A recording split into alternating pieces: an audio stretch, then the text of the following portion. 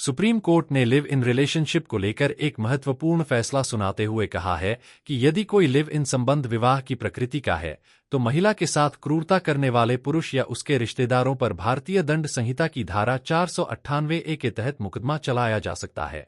Justice Sanjay Karol और justice N Koteshwar Singh की पीठ ने कहा कि धारा 498 ए केवल औपचारिक विवाह तक सीमित नहीं है।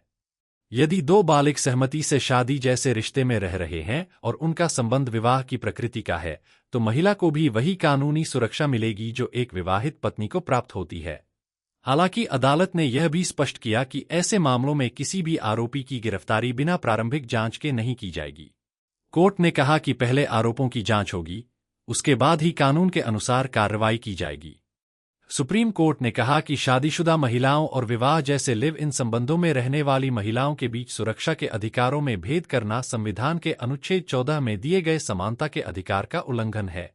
कोर्ट ने यह भी स्पष्ट किया कि यह व्याख्या केवल धारा 498 ए तक सीमित रहेगी और इसका असर अन्य कानूनी प्रावधानों पर नहीं पड़ेगा।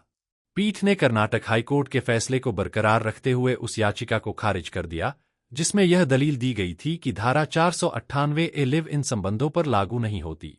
सुप्रीम कोर्ट के इस फैसले को लिव इन संबंधों में महिलाओं के अधिकारों और कानूनी संरक्षण की दिशा में एक महत्वपूर्ण कदम माना जा रहा है।